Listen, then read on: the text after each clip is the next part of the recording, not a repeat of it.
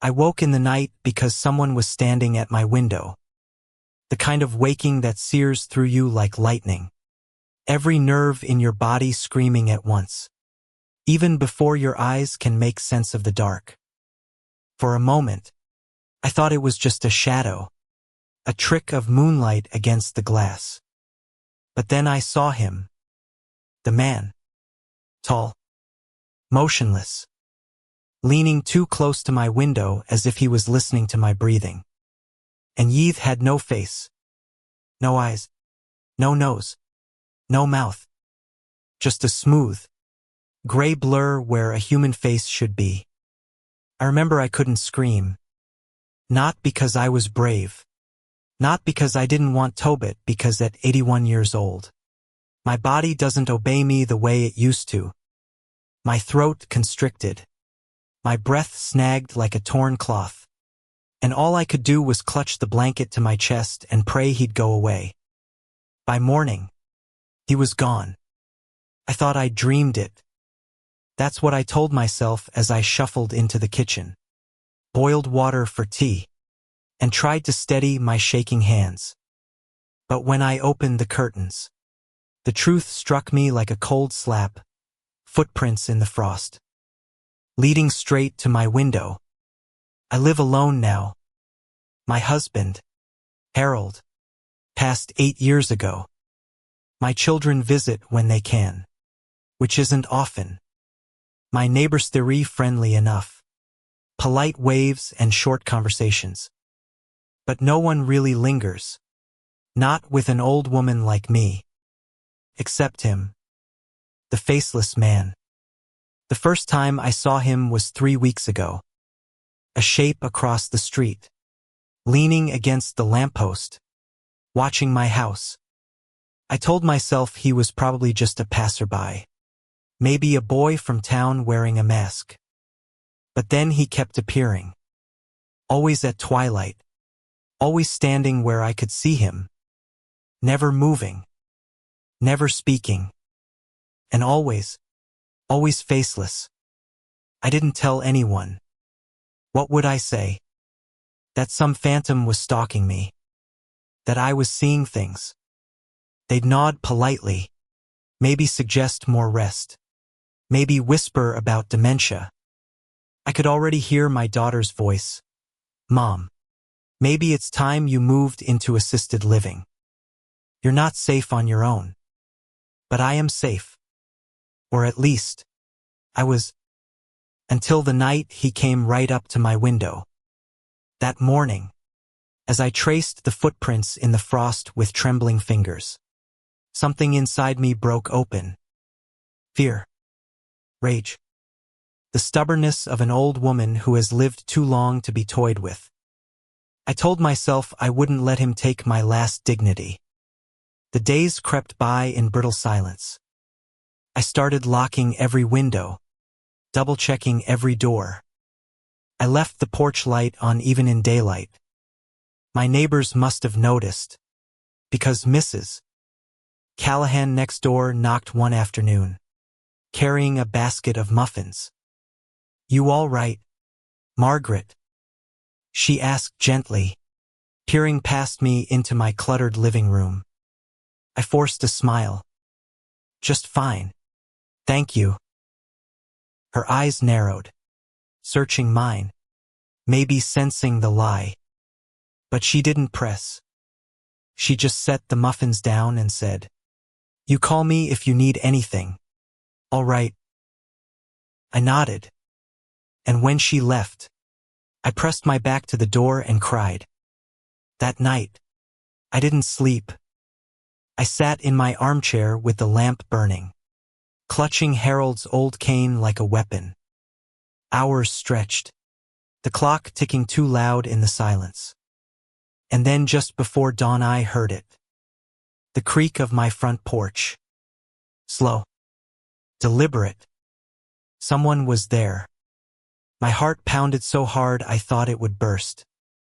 I rose, my legs trembling, and crept to the window. I pulled the curtain back with one shaking hand. He was standing at the edge of the porch. His head tilted toward the door as if he could see straight through it. No face. Just the smooth, pale void. And then lifted a hand. Not to knock. Not to reach for the handle. Just a slow, almost tender gesture, pressing his palm against the air in front of him. Like he was greeting me. I stumbled back, choking on a sob. And when I looked again, he was gone. The mind is cruel when you are old. It blurs edges, twists memories, leaves you unsure of what is real. But this was no trick. No nightmare. I knew the weight of his presence too deeply, felt it carved into my bones. I tried to tell my son on the phone the next day. "Mom," he sighed, his voice strained with the effort of patience. "You're scaring yourself. Maybe it's just some kid playing a prank." A prank. I snapped, my voice sharper than I intended. What child has no face? David. He didn't answer right away. I could picture him rubbing his forehead, thinking I'd lost my mind. "I'll come visit next weekend," he said finally. "We'll figure this out." Okay. But a week felt like a lifetime, and I didn't know if I had that long. So I decided to watch him. It became a ritual.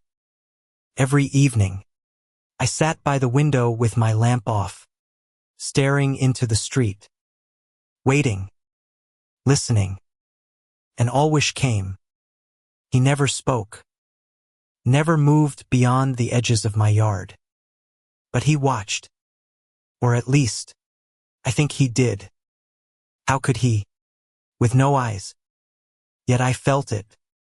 The pull of his gaze like a cold hand against my skin. The strange thing was over time. The fear changed. At first it was terror, raw and choking. Then it was anger. But after nights of seeing him, silent and still, a different feeling began to grow. Pity. Because he didn't seem threatening. Not exactly. He seemed lonely. And I knew loneliness better than anyone. Sometimes, I even whispered to him through the glass. "Who are you?" I'd murmur, my voice trembling. "What do you want?" But he never answered. Just stood there in the dusk, faceless and patient, like he had all the time in the world. The night of the storm, everything changed. Rain lashed against the windows. Thunder rolled across the sky. I was dozing in my chair when a sound jolted me awake, the unmistakable crash of glass shattering. I froze. My breath caught. And then I heard it, the creak of floorboards. Inside, I clutched Harold's cane, my body quivering, and rose to my feet. My living room was dark, shadows dancing from the lightning. I stepped toward the hallway, my heart hammering so loud it drowned out the storm. And then I saw him. Not outside. Not at the window. But standing in my hallway, dripping with rain, faceless head tilted toward me. I screamed then raw, guttural, the kind of scream that tears something inside you. I swung the cane with all the strength I had left. It connected with a sickening thud, and he staggered back. But when the lightning flashed, I saw something that made my blood run colder than ice. He wasn't faceless anymore. For a split second, as the storm lit up the room, I saw a face forming on that pale void. And it was Harold's. My knees buckled. The cane slipped from my hands. "Harold," I whispered, my voice breaking. The figure froze. The face flickered there, then gone, like a photograph dissolving in water. And then the void was back, blank and smooth. He didn't move closer, didn't raise a hand. Just stood there, dripping, silent. And then just as suddenly as he had appeared, I was gone. The storm raged on, but my house was empty. I collapsed onto the floor and wept until dawn. The next morning, Mrs. Callahan found me shivering in the living room. She wanted to call the doctor. I begged her not to, because how could I explain? How could I tell her that my dead husband's face had appeared on a faceless stranger? And yet deep in my bones, I knew it hadn't been a dream. I knew he was real. But I didn't know if he was here to haunt me, or to keep me company in the end. That was only the beginning.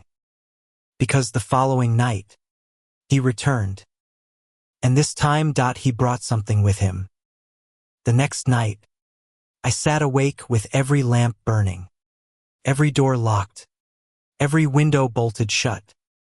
The storm had passed, but the silence it left behind was worse. It felt like the world was holding its breath. I told myself I wouldn't look for him, that if I just stayed in bed, if I didn't peek through the curtains, maybe he'd fade away, like a fever dream. But at 11:47 p.m., I heard it. Not footsteps, not glass breaking. A knock. 3 slow, deliberate knocks on my front door. My blood turned to ice. I froze in bed, clutching the quilt to my chest. Maybe if I stayed still, if I pretended I wasn't here, he'd go away. But the knocking came again. Louder this time. I forced myself to rise, legs trembling under me. My cane tapped softly against the floor as I crept through the hallway. My breath fogged in the cold air. When I reached the door, my hand hovered over the knob, shaking so hard I thought I'd drop right there. I whispered to myself, over and over, "Don't open it. Don't open it. Don't open it." Then I heard it. A voice. "Maggie." I staggered back.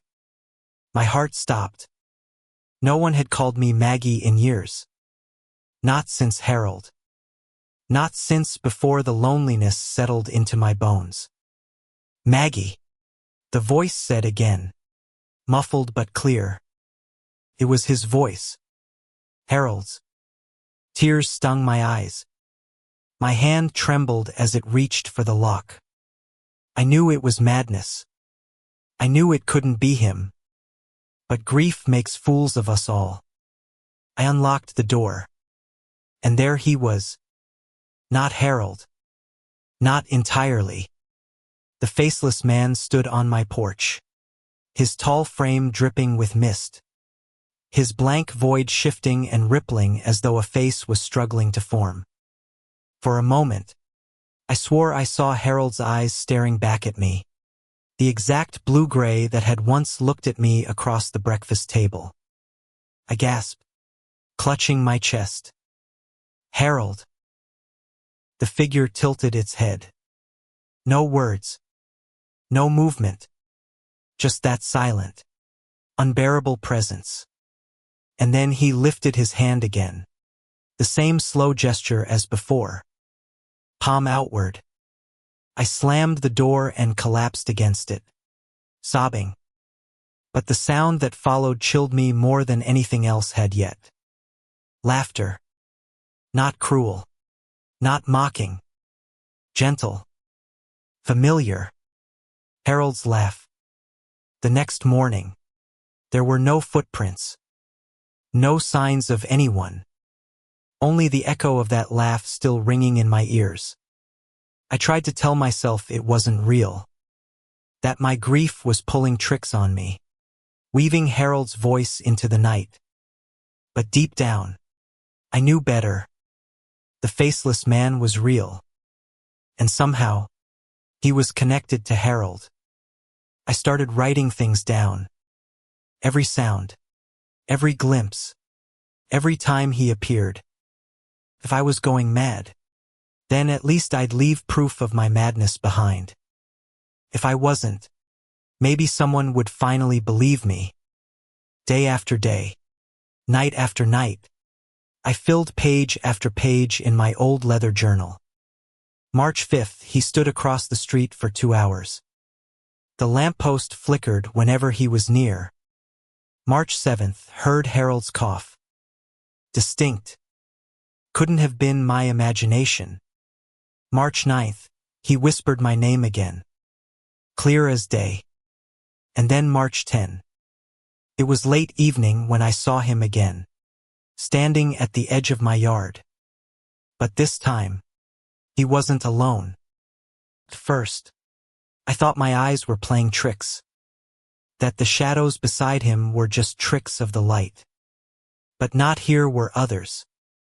Shapes, figures, faint, blurred, like smoke caught in a draft. And every one of them was faceless. I gripped the curtain tight, terror clawing through me.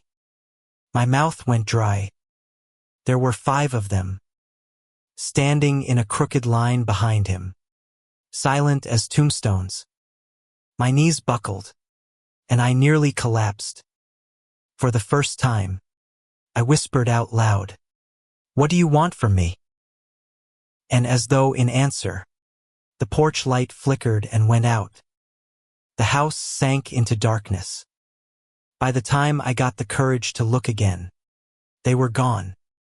The next day, I called my son. "David," I said, my voice shaking. "There's something wrong here. Something evil." He sighed heavily. "Mom, don't you mom me," I snapped. "I know what I've seen. He's not just a man. He's not human. And he's not alone anymore." Silence stretched across the line. Finally, he said, "I'll come tonight. I'll bring the kids. You shouldn't be alone." A flicker of relief passed through me, but it was short-lived, because the moment I hung up, I heard it again. A voice, right outside the window. Maggie. That evening, as the sun dipped below the horizon, I sat in the armchair clutching Harold's cane, my journal open on my lap. I could feel the weight of the night pressing down on me, the promise of something coming. At 9:15, headlights swept across my driveway. David's car. Relief surged through me as I rose to greet them. But when I opened the door, the driveway was empty. No car. No headlights. No sun. Just the faceless man, standing at the end of the path. And this time, the others weren't behind him. They were all around him. A dozen figures, drifting like smoke, their faceless heads tilted toward my house. I stumbled back, heart slamming against my ribs. And then something unthinkable happened. They began to move. Slow, synchronized steps, crossing the yard toward me. I slammed the door and locked it, every bone in my body quaking. "Leave me alone," I screamed, my voice breaking. The house groaned around me, as if in answer. The lights flickered, the walls creaked, and then knock. Not at the door this time. At the window. I turned slowly, dread thick in my throat. One of them was there, his pale hand pressed against the glass. The smooth void where its face should be leaned close. Closer, until the glass fogged with its breath. I screamed, staggering backward, knocking over the lamp. The room plunged into shadow. And then I heard them. Dozens of voices. Whispering. My name. Over and over. "Maggie, Maggie, Maggie." I clapped my hands over my ears, tears streaming down my face. Stop. Please. Stop.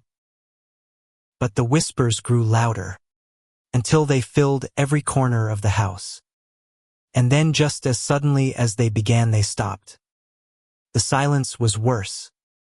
When I finally looked up, the window was empty. The house was still. But I knew they hadn't gone. They were waiting. That night, I didn't sleep. I sat in the armchair until dawn, the journal clutched in my trembling hands. And when the first light broke across the horizon, I made a decision. I had to know the truth. Who they were, why they had come, and why Harold's face had appeared among them. By morning, my resolve had hardened into something sharp, almost violent. Fear could no longer keep me sitting still. If these things were tied to Harold, if they had any claim on me, then I had to face them. I spent the day preparing, the way a soldier might prepare for battle. Though my weapons were pitiful, I set a crucifix by the door. I dug out the dusty Bible Harold once kept by the bedside. I brewed a pot of black coffee and lined candles along the windowsills. But more than anything, I kept my journal open. If this was the night they came for me, then someone needed to know what happened. The sun slid down like it was being dragged into the earth. And with it, the shadows lengthened. By the time the last light left the sky, my house already felt like a coffin. The first knock came at 10:03 p.m. Not at the door, at the wall. A dull, heavy thud that made the pictures tremble. I gripped Harold's cane, my knuckles white. My heart hammered so loudly that I almost didn't hear the second thud closer this time. Then came a third. Above me, from the ceiling. I craned my neck, dread burning in my chest. My house is old, every beam groaning with age. But this wasn't the creak of wood. It was footsteps. They were walking across the roof. I whispered to myself, "Not real. Not real. Not real." But deep down, I knew the truth. The faceless ones had found a way in. The sound shifted. From above me, to inside the walls. A slow, dragging scrape, like fingernails on plaster. Moving from room to room, circling me. I stumbled back into the corner of the living room, clutching the Bible to my chest. My breath fogged in the air. The temperature was dropping. And then, whispers. Maggie! Not one voice. Not two. Dozens. Overlapping. Echoing. Coming from every direction at once. I clamped my hands over my ears. But it didn't matter. They were inside my head. Maggie, come with us. Maggie, I screamed. Leave me alone. The lights went out. The house plunged into darkness. I fumbled for the matches, my hands shaking so violently I almost dropped them. When the first candle flared to life, I froze. They were inside. Dozens of them, crowding the living room, faceless heads tilted toward me. Their bodies shimmered like smoke but carried weight, their pale hands twitching, reaching. I staggered back, pressing myself against the wall. The candlelight flickered across their featureless voids, making them ripple, as if faces were trying to push through. And then I saw him, at the center of them all, taller than the rest. The one who had always come first. The faceless man. But this time, his void wasn't blank. It was changing. I watched in horror as lips formed where none had been, cracking through the smoothness like clay splitting apart. Then a nose. Then eyes dark, hollow pits that widened and locked onto me. And when he finally spoke, his voice was Harold's. "Maggie." The word slithered through me, both tender and monstrous. Tears poured down my face. My knees buckled. "Harold, is it you?" The faceless man tilted his head. Behind him, the others swayed, whispering, their hands reaching toward me. "Come with us," he said. "No," I screamed, gripping the cane like a spear. "You're not Harold. He's dead." The room shook with a sound that was almost laughter-low, guttural, echoing from every corner.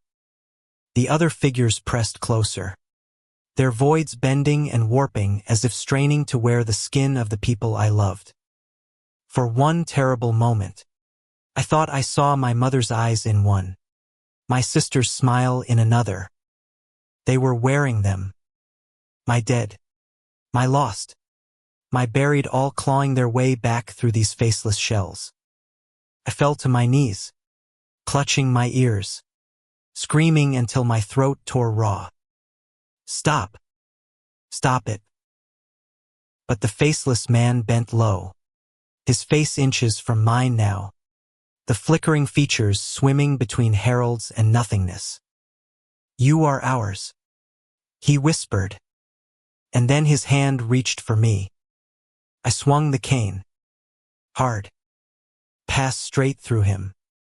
No resistance, no weight, but the candle flames roared higher, nearly blowing out from the force of the strike. The faceless figures staggered, their whispers rising into shrieks that clawed the inside of my skull.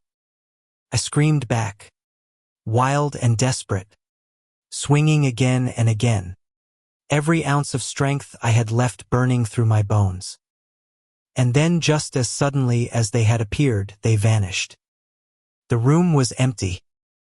The candles burned low, and I was alone again. When dawn came, I found myself slumped against the wall, the cane still clenched in my fist. My voice was gone from screaming. My body ached as though I had been beaten. But the worst pain was inside me, because I knew it wasn't over. They hadn't left. They were waiting. And each night, they were growing stronger. For the next 2 days, I barely ate, barely slept. I sat by the window, the journal open in my lap, my pen scratching desperately across the page. I wrote down everything: their movements, their whispers, the way the air grew colder when they appeared. I wrote down my fears, my memories of Harold, my shame. If anyone found me, if I didn't make it out, they needed to know. But writing didn't save me, because on the third night, they returned. And this time, they wanted more than whispers. It began with silence. No wind. No crickets. No ticking clock. And then the sound of a door creaking open. But not my front door. The basement door. The one I hadn't touched in years. My body froze. My throat tightened. The basement was where Harold used to work on his carpentry. His tools were still down there, gathering dust. I hadn't been able to set foot inside since he died. But the door was open now, a black mouth yawning at the end of the hallway. I rose, each step heavy with dread. My cane tapped against the floorboards like a drumbeat counting down my heart. When I reached the doorway, a stench hit Medamp. Sour, metallic, like rusted iron and wet earth. And from below, I heard them. Whispers. "Maggie!" I should have run. Should have locked the door and prayed. But something pulled me forward, down the rotting steps, into the cold.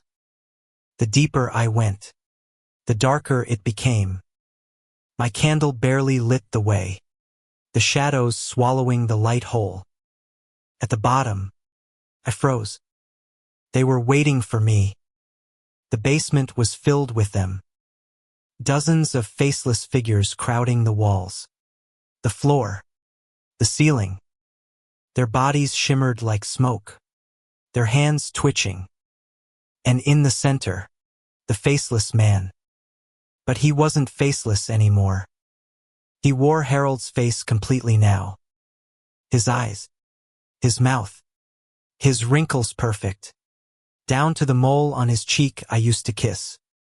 Tears spilled down my face. My heart screamed at me to run, but my body betrayed me. Harold, I whispered. He stepped forward, smiling with Harold's lips.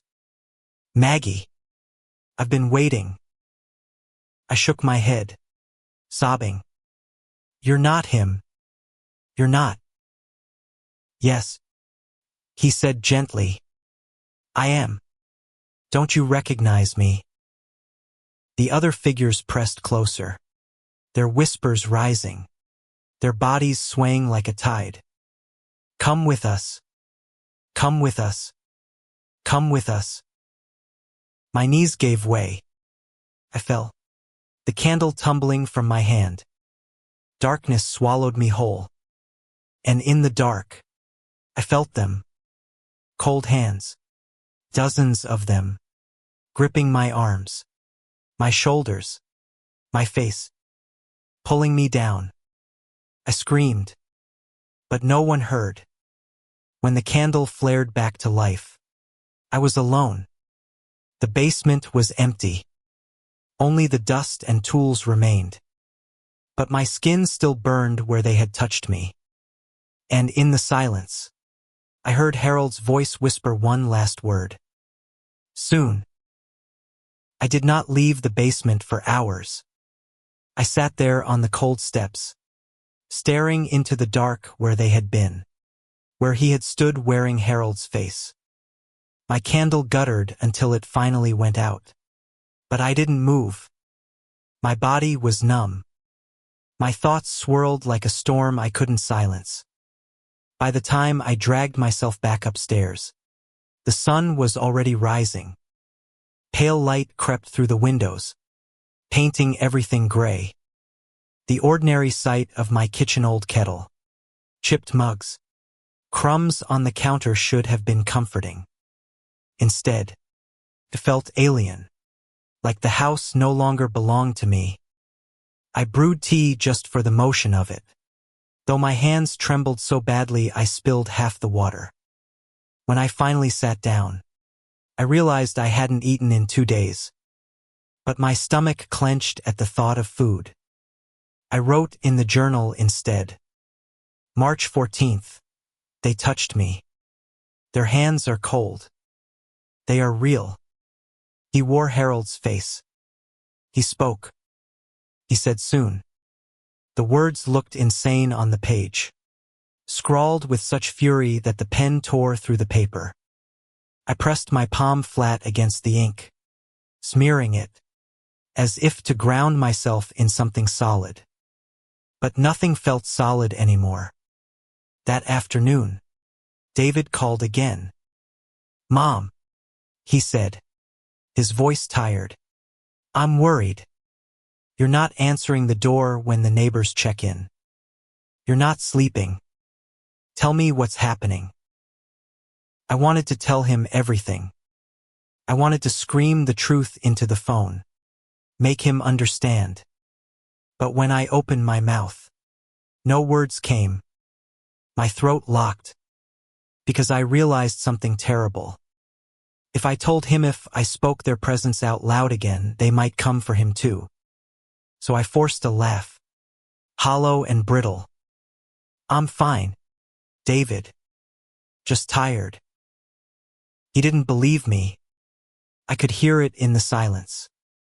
But finally, he said, I'll come by tomorrow. Enough is enough. For a moment, hope fluttered in me. Maybe if someone else saw them, If David witnessed what I had, I wouldn't be alone anymore. But then dread followed quickly after. Because what if my son came into this house and never left? That night, I barred the basement door with a chair. I lit every candle, every lamp, and sat in my armchair with Harold's cane gripped tight. My journal lay open on the table beside me, the pen ready. The house breathed around me, old wood shifting, wind moaning through the chimney. Every sound made me twitch. And then the whispers began again. This time, they weren't outside. They were inside the walls. Maggie, Maggie, Maggie. The candle flames quivered. The light dimmed. I clutched the cane so tightly my fingers ached. Show yourselves, I whispered. My voice cracked, but I forced it louder. Do it. I'm not afraid of you. The laughter came first. Dozens of voices, low and jagged, rising like a storm. And then the walls began to bulge. I swear to God, the plaster rippled, as if something was pressing against it from the other side. Hands, faces, pressing forward, stretching the walls thin. One pushed so close that I could see its hollow sockets and the smooth plane where a mouth should be. I screamed and hurled the cane. The tip cracked against the wall end for an instant. The face broke through. It was Harold's. His lips moved soundlessly before dissolving back into blankness. I stumbled back, falling hard against the table, knocking the journal to the floor. My head spun. My chest heaved. And then silence. The walls smoothed again. The whispers stopped. The candles burned steady. But I knew it wasn't over. No, this was a game to them. A slow unraveling. And I was already frayed at the edges. When David arrived the next morning, I nearly collapsed with relief at the sight of him. His strong arms, his familiar face, his living, human conceit felt like a rope thrown to a drowning woman. But the moment he stepped inside, the air shifted.